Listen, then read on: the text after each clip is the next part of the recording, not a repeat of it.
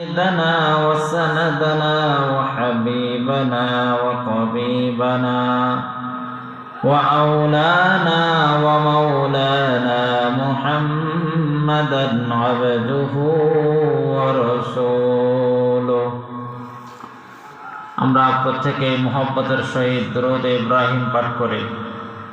আল্লাহুম্মা সাল্লি আলা মুহাম্মাদিন ওয়া আলা আলি মুহাম্মাদ কামা সাল্লাইতা আলা ইব্রাহিম ওয়া আলা আলি ইব্রাহিম ইন্নাকা হামিদুম মাজিদ। اللهم بارك على محمد وعلى آل محمد كما باركت على إبراهيم وعلى آل إبراهيم إنك حميد مجيد। وقال الله تعالى في كلامه المجيد وفرقانه الحميد: أعوذ بالله من الشيطان الرجيم، بسم الله الرحمن الرحيم، سبحان الذي أسرى بعبده ليلا من المسجد الحرام إلى المسجد الأقصى الذي باركنا حوله لنريه من آياتنا إنه هو السميع البصير۔ وقال رسول الله صلى الله عليه وسلم: الصلاة معراج المؤمنين۔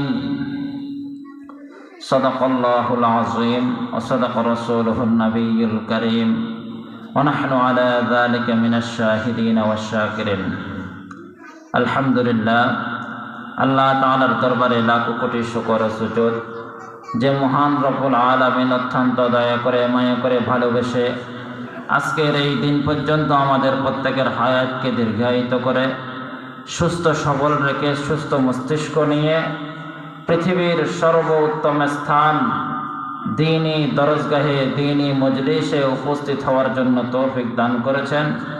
এজন্য সম্মানের পাত্র সম্মানিত মুরব্বিয়ানে কেরাম, যুবক বন্ধুগণ, স্নেহের ছোট ভাইয়েরা, পর্দার আড়ালে অবস্থানরত সম্মানিত মা ও বোনেরা, আমরা প্রত্যেকে মহান রবের কালিমাতুল শুকর আদায় করে বলি আলহামদুলিল্লাহ। সম্মানিত উপস্থিতি, আমি খুতবার মধ্যে একটি কোরআনের আয়াত তেলাওয়াত করেছি এবং রাসূলুল্লাহ সাল্লাল্লাহু আলাইহি ওয়াসাল্লামের একটি হাদিস তেলাওয়াত করেছি। মহান রব্বুল আলামিনের উপর পূর্ণ আস্থা এবং বিশ্বাস রেখে আপনাদের কাছে দোয়ার দরখাস্ত রেখে অল্প সময়ের মধ্যে আমলের নিয়তে ইখলাসের নিয়তে কিছু কথা বলার জন্য চেষ্টা করব। আল্লাহ তাআলা তৌফিক দান করুক, সকলে বলে আমিন। প্রিয় ভাইরা, আমরা প্রত্যেকে জানি বর্তমান যে মাসটি আমাদের থেকে অতিবাহিত হচ্ছে এই মাসের নাম হচ্ছে রজব মাস। কোরআনে কারিমের মধ্যে আল্লাহ পাক রব্বুল আলামিন 4টি মাসকে সম্মানিত মাস হিসেবে আল্লাহ তাআলা ঘোষণা দিয়েছেন। আল্লাহ তাআলা কোরআনের মধ্যে বলেন: ইন্না ইদ্দাতাশ শুহুরি ইনদাল্লাহি 12 শাহরান ফি কিতাবিল্লাহি ইয়াওমা খালাকাস সামাওয়াতি ওয়াল আরদা মিনহা আরবাআতুন হুরুম। যে আল্লাহ পাক রব্বুল আলামিন যেদিন আসমান জমিন সৃষ্টি করেছেন ওই দিন থেকে মাস হচ্ছে 12টি। 12 মাসের মধ্যে 4টা মাস যেগুলো হচ্ছে সম্মানিত মাস। এই সম্মানিত 4 মাসের মধ্যে এক মাস হচ্ছে রজব মাস। এই রজব মাসের মধ্যে বিশ্বনবী হযরত মুহাম্মদ মুস্তাফা সাল্লাল্লাহু আলাইহি ওয়াসাল্লামের সর্বশ্রেষ্ঠ মুআজিজা মেরাজ সংঘটিত হয়েছে বলে আলহামদুলিল্লাহ। এই মেরাজ রাসূলুল্লাহ সাল্লাল্লাহু আলাইহি ওয়াসাল্লাম একদিন তার চাচাতো বোন উম্মে হানির ঘরের মধ্যে ঘুমিয়েছিলেন। রাত্রিবেলায় দুইজন ফেরেশতা, একজন হযরতে জিব্রাইল আরেকজন হযরতে মিকাইল আলাইহিস সালাম, এই দুইজন ফেরেশতা আসিয়া আল্লাহর রাসূলকে সালাম দিয়েছেন, আসসালামু আলাইকুম ইয়া রাসূলুল্লাহ। আল্লাহর রাসূল সালামের উত্তর নিলেন। এরপরে দুই ফেরেশতা আল্লাহর রাসূলকে সাথে নিয়ে হাউজে কাউসারের কাছে নিয়ে গেলেন। হাউজে কাউসারের কাছে নিয়ে গিয়ে রাসূলুল্লাহর সিনাকে দুই ভাগ করে ফেললেন। আল্লাহর রাসূলের সিনাকে দুই ভাগ করে রাসূলুল্লাহর সিনার ভিতর থেকে সমস্ত জিনিস বাহির করে জমজমর কূপের পানি দিয়ে ধুয়েছেন। ধোয়ার পরে আবার আগের মতো ফিটিং করে দিলেন। হাউজে কাউসারের সেখান থেকে আল্লাহর রাসূলকে হযরতে জিব্রাইল হযরতে মিকাইল আলাইহিস সালাম সাথে করে বাইতুল্লাহ শরীফের পাশে একটা জায়গা রয়েছে যেটাকে হাতিমে কাবা বলা হয়। যারা হজ করেছেন বা উমরা করেছেন তারা ওই জায়গাটা ভালো করে চিনবেন। ওটাকে হাতিমে কাবা বলা হয়। ওই জায়গাটা একসময় কাবা ঘরের অংশ ছিল। বিভিন্ন কারণে সেটা বর্তমানে কাবা ঘরের বাহিরে রয়েছে। এই হাতিমে কাবার মধ্যে রাসূলুল্লাহ সাল্লাল্লাহু আলাইহি সাল্লামকে দুইজন ফেরেশতা নিয়ে গেলেন। একজনের নাম হচ্ছে হযরতে জিব্রাইল, আরেকজনের নাম হচ্ছে হযরতে মিকাইল।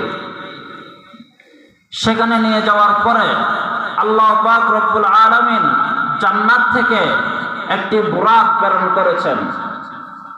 ওই জান্নাতি বুরাক আল্লাহর রাসূলকে দেখে সে একটু এদিক সেদিক নড়াচড়া করতেছে।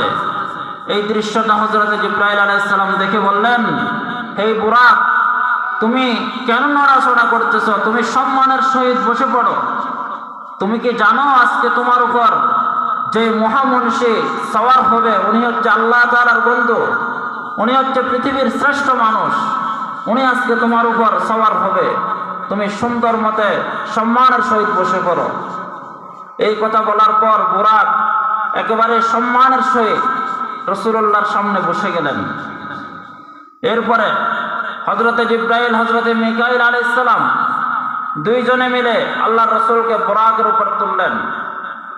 বুরাক কিতাবের মধ্যে লেখা আছে বুরাক হচ্ছে একটা প্রাণীর নাম, যে প্রাণীটা দেখতে গাধার চাইতে একটু ছোট আর খচ্চরের চাইতে একটু বড়।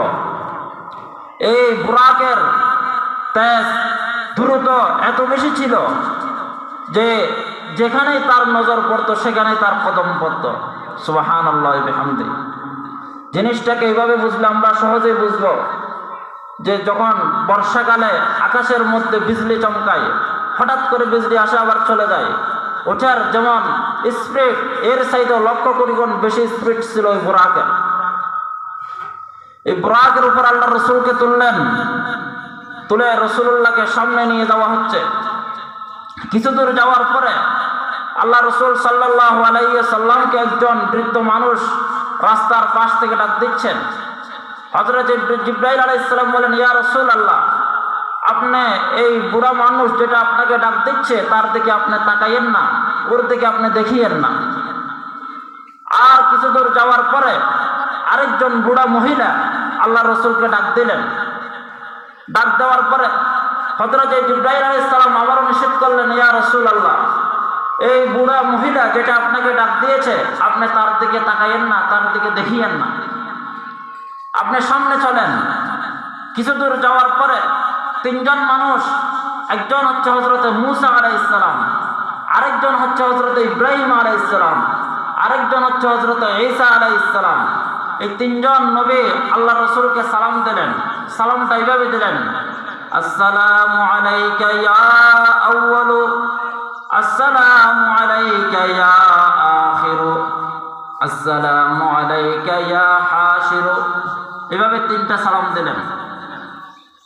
আল্লাহ রাসূল সাল্লাল্লাহু আলাইহি সাল্লাম জিব্রাইল আলাইহিস সালামকে জিজ্ঞাসা করলেন, জিব্রাইল, আমরা যে বুড়ো একটা মানুষ দেখছি, আপনি যে আমাকে নিষেধ করছেন, এই লোকটাকে তার পরিচয় কি আমাকে বলতে পারবেন? হযরত জিবরাইল আলাইহিস সালাম বলেন, ইয়া রাসূলুল্লাহ, যে বৃদ্ধ মানুষটাকে আপনি দেখছেন, যেটা আপনাকে ডাক দিয়েছিল, ওই লোকটা ছিল শয়তান। আপনি শয়তানের ডাকে সাড়া দেন নাই। প্রিয় ভাইরা, আমাদের রাসূল শয়তানের ডাকে সাড়া দেয় নাই। আমরা রাসূলের উম্মত হিসাবে আমরাও শয়তানের ডাকে সাড়া দিব না ইনশাআল্লাহ। এরপর আল্লাহ রাসূল জিজ্ঞাসা করলেন, যে বৃদ্ধ মহিলা আপনাকে ডাক দিল, ওই মহিলাটাকে? হযরত জিবরাইল আলাইহিস সালাম উত্তর দিলেন, ওই মহিলাটা হচ্ছে দুনিয়া। এই দুনিয়া আপনাকে ডাক দিয়েছে, কিন্তু আপনি তার ডাক সাড়া দেন নাই। এটা ভালো কাজ করেছেন। ঠিক তদ্রূপভাবে দুনিয়া আমাদের সবাইকে ডাক দিচ্ছে, কিন্তু আমরা আফসোসের বিষয়, আমরা দুনিয়ার প্রতিটি ডাকে সাড়া দিচ্ছি, কিন্তু আল্লাহর ঘর মসজিদ থেকেও আমাদেরকে ডাক দেওয়া হয়, ওই ডাকগুলোতে আমরা সাড়া দিই না। এজন্য প্রিয় ভাইয়েরা, হায়াত মওতের কোনো বিশ্বাস নাই। কার হায়াত কখন শেষ হয়ে যায়? বৃদ্ধ যুবক, মৃত্যুর সামনে সবাই এক সমান।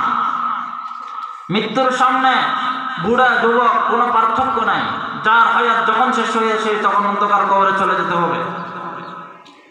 এরপরে হযরত জিবরাইল আলাইহিস সালাম ও হযরত মিকাইল আলাইহিস সালাম আল্লাহর রাসূলকে সামনে নিয়ে সামনে অগ্রসর হলেন।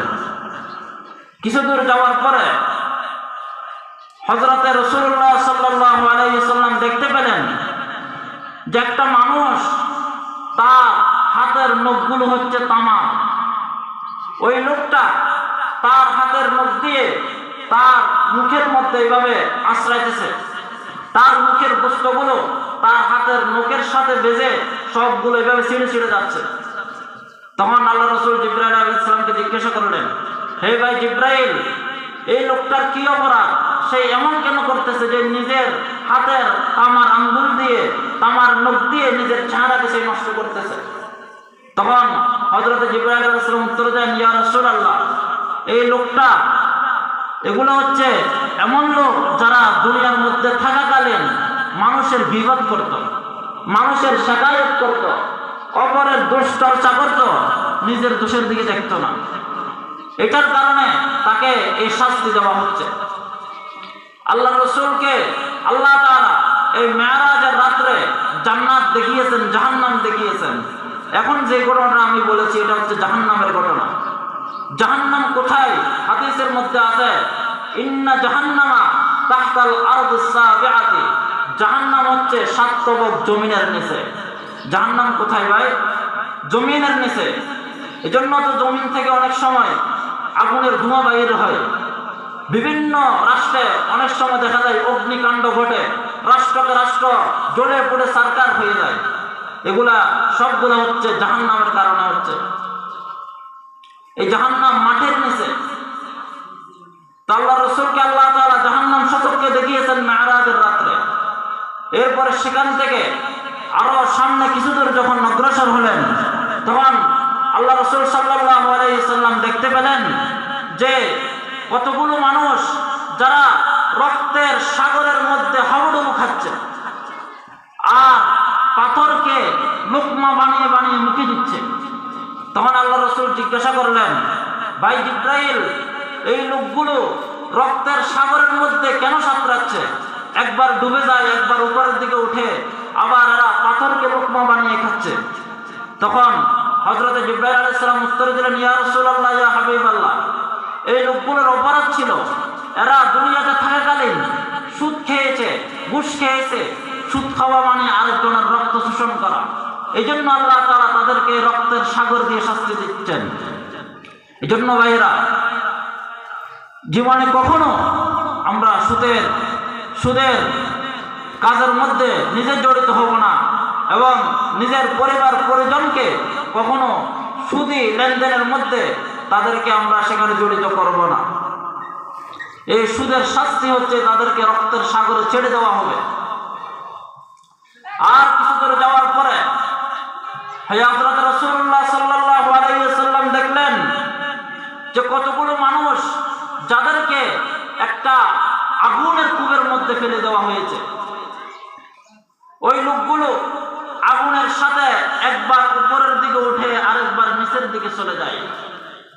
আগুন যখন অতিরিক্ত হয়ে যায় তখন তাদেরকে সাথে নিয়ে আগুন উপরের দিকে উঠে যায়, আবার তাদেরকে সাথে নিয়ে আগুন নিচের দিকে নামে। হযরত জিবরাইল আলাইহিস সালাম উত্তর দিলেন, হযরত রাসূলুল্লাহ প্রশ্ন করলেন, না হযরত জিবরাইল উত্তর দিলেন যে এই লোকগুলোকে এই শাস্তিটা দেওয়া হচ্ছে, তাদের দোষ ছিল তারা দুনিয়াতে থাকাকালীন অপরের সাথে জানা ব্যভিচারে লিপ্ত হয়েছে। নাউযুবিল্লাহি মিন যালিক। তারা বেশি বেশি করে জানা করত, আল্লাহ তাআলাকে ভয় করত না। চোখের জানা আছে, শরীরের চামড়ার জানা আছে, মন মস্তিষ্কের জানা আছে, যৌনাঙ্গের জানা আছে। প্রিয় ভাইরা, প্রত্যেকটা জানা থেকে আমরা নিজেকে বিরত রাখার চেষ্টা করব। এরপরে আর কিছু দূর সামনে যাওয়ার পরে আল্লাহ রাসূল সাল্লাল্লাহু আলাইহি ওয়াসাল্লাম দেখতে পেলেন যে কিছু মানুষের সামনে দুইটা গোশতের পাতিল রয়েছে। এক পাতিলের গোশত হচ্ছে পাকানো, আর এক পাতিলের গোশত হচ্ছে কাঁচা গোশত। কিছু মানুষ সেখানে যে গোশতগুলো পাতিলের মধ্যে পাকানো ছিল ওগুলা না খেয়ে তারা কাঁচা গোশতগুলা খাচ্ছে। হযরত রাসূলুল্লাহ সাল্লাল্লাহু আলাইহি ওয়াসাল্লাম জিবরাইল আমিনকে প্রশ্ন করলেন, ভাই জিবরাইল, এই লোকগুলোর সামনে দুইটা পাতিল, দুটো পাতিলের মধ্যে গোশত রান্না করা, এক পাতিলের গোশত কাঁচা। লোকগুলোর উচিত ছিল যে গোশতগুলো সুস্বাদুভাবে রান্না করা হয়েছে ওই গোশতগুলো খাওয়া, কিন্তু তারা রান্না করা গোশত না খেয়ে ওই মানুষগুলো কাঁচা গোশত কেন খাচ্ছে? হযরত জিবরাইল আলাইহিস সালাম উত্তর দিলেন, ইয়া রাসূলুল্লাহ, এই লোকগুলো দুনিয়াতে থাকাকালীন এই মানুষগুলো তাদের ঘরের মধ্যে বৈধ স্ত্রী ছিল, তাদের ঘরের মধ্যে বৈধ স্বামী ছিল। নিজের ঘরে বৈধ স্ত্রী থাকা সত্ত্বেও এরা অপরের বউয়ের সাথে কথা বলেছে, অপরের মেয়ের সাথে কথা বলেছে। নিজের বৈধ স্বামী থাকা সত্ত্বেও নিজের স্বামীর সাথে কথা না বলে অপর পুরুষের সাথে তারা কথা বলেছে, অপর পুরুষের সাথে খারাপ সম্পর্ক করেছে, যার কারণে তাদেরকে জাহান্নামের মধ্যে এই শাস্তি দেওয়া হচ্ছে। নাউযুবিল্লাহ। এরপরে হযরত জিবরাইল আলাইহিস সালাম, হযরত মিকাইল আলাইহিস সালাম আল্লাহর রাসূলকে সাথে নিয়ে আরেকটু সামনে অগ্রসর হলেন। আরেকটু সামনে অগ্রসর হওয়ার পরে দেখতেছেন কিছু মানুষ যাদের জিহ্বাটা কেচি দিয়ে কেটে দেওয়া হচ্ছে, আবার কাটার পরে সাথে সাথে জিহ্বাটা আবার আগের মতো ঠিক হয়ে যায়। আল্লাহ রাসূল সাল্লাল্লাহু আলাইহি ওয়াসাল্লাম জিবরাইল আমিনকে প্রশ্ন করলেন, এই লোকগুলোর কি অপরাধ ছিল? কেন তাদেরকে শাস্তি দেওয়া হচ্ছে? কেন তাদের জিহ্বাকে কেচি দিয়ে কেটে দুই টুকরো করা হচ্ছে? হযরত জিবরাইল আলাইহিস সালাম উত্তর দিলেন, ইয়া রাসূলুল্লাহ, ইয়া হাবিবাল্লাহ, এরা হচ্ছে আপনার উম্মতের ওই সমস্ত মানুষ যে সমস্ত মানুষ মানুষকে ভালো কাজের আদেশ দিত, খারাপ কাজ থেকে নিষেধ করত, কিন্তু নিজের মধ্যে ওই আমল সেই ফিট করে নাই। মানুষকে ভালো কাজের কথা বলতো কিন্তু নিজে ভালো কাজ করতো না, মানুষকে আমলের কথা বলতো কিন্তু নিজে আমল করতো না। এই জন্য এই মানুষগুলো অপরকে সবসময় উপদেশ দিত কিন্তু নিজে সেই উপদেশ মোতাবেক আমল করতো না, যার কারণে তাদেরকে আজকে এই শাস্তি দেওয়া হচ্ছে। আর কিছু দূর যাওয়ার পরে দেখতে পেলেন যে কিছু মানুষ যাদের মাথাকে পাথর দিয়ে আঘাত করে চূর্ণ বিচূর্ণ করে দেওয়া হচ্ছে। হযরত রাসূলুল্লাহ সাল্লাল্লাহু আলাইহি ওয়াসাল্লাম প্রশ্ন করলেন জিবরাইল আমিনকে, ভাই জিবরাইল, এই মানুষগুলোর কি অপরাধ? কেন তাদের মাথাকে পাথর মেরে চূর্ণ বিচূর্ণ খণ্ড বিখণ্ড করে দেওয়া হচ্ছে?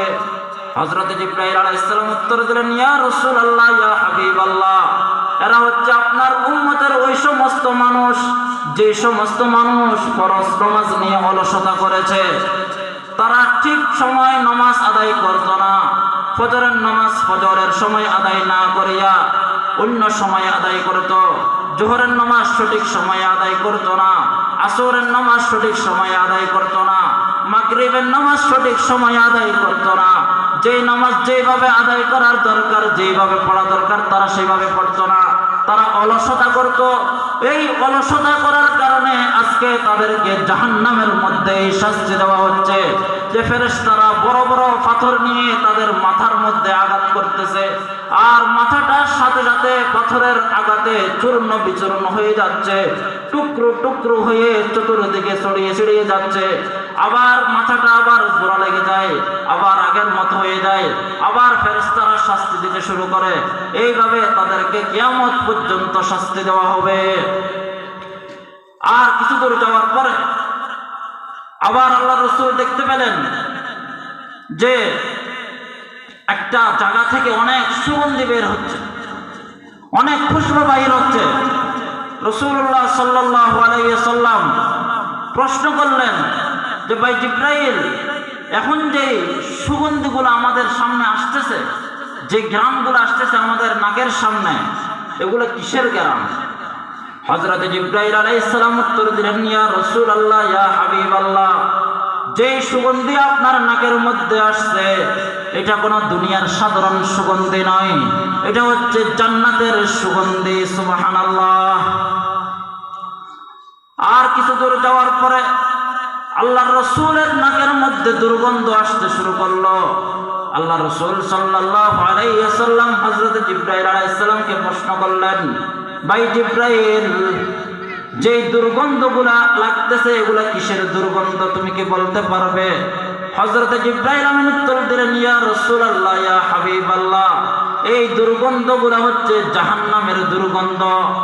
জাহান্নামের দুর্গন্ধ এত খারাপ দুর্গন্ধ, কিতাবের মধ্যে লেখা আছে যদি জাহান্নামের যে রক্তপুঞ্জগুলো রয়েছে সেগুলো যদি এক পুরা দুনিয়ার জমিনের মধ্যে ছেড়ে দেওয়া হতো, যদি এক পুরা দুর্গন্ধ যদি দুনিয়ার জমিনের মধ্যে রাখা হতো, তাহলে পৃথিবীর কোনো গাছপালা টিকে থাকতে পারতো না।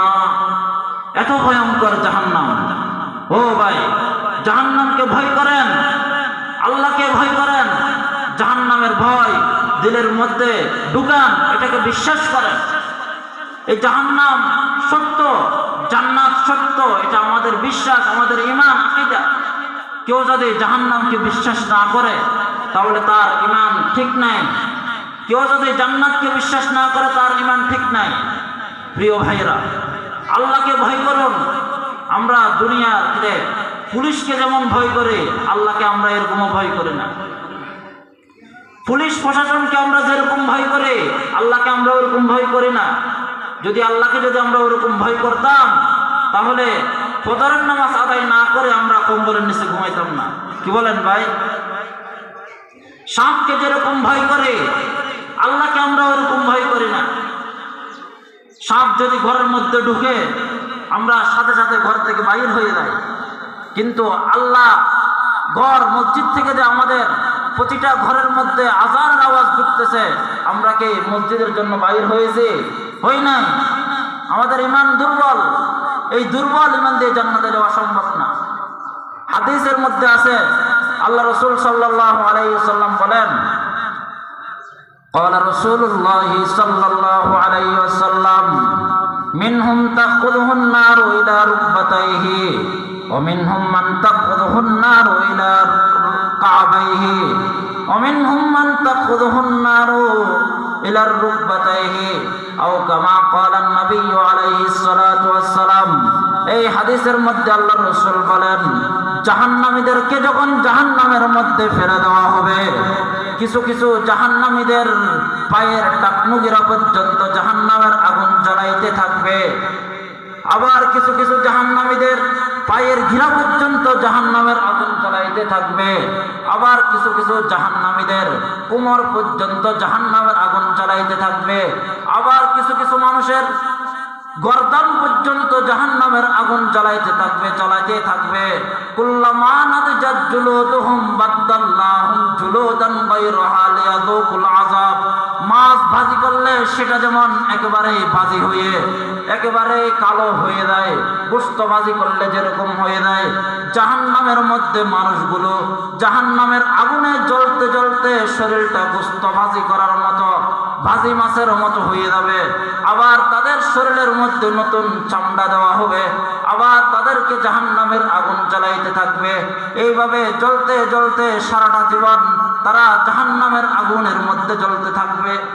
আরেক হাদিসের মধ্যে আল্লাহ রাসূল সাল্লাল্লাহু আলাইহি ওয়াসাল্লাম বলেন, জাহান্নামের আগুনকে আল্লাহ তাআলা জাহান্নামীদের শাস্তি যেন ভয়ানক হয়, তাদের যেন কষ্ট হয়, এজন্য আল্লাহ তাআলা সর্বপ্রথম জাহান্নামের আগুনকে 1000 বছর জ্বালিয়েছেন। কত বছর? 1000 বছর জ্বালিয়েছেন। 1000 বছর জ্বালানোর পরে জাহান্নামের আগুনের রূপ ধারণ করলো লাল। আল্লাহ রাসূল বলেন, এরপরে আবার আল্লাহ তাআলা জাহান্নামের আগুনকে 1000 বছর জ্বালিয়েছেন।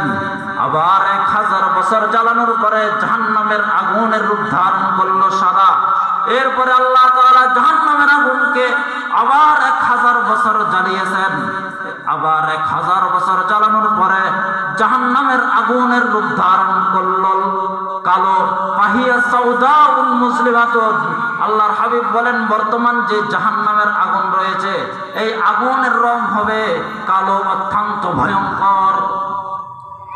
এত বছর কেন জ্বালিয়েছেন?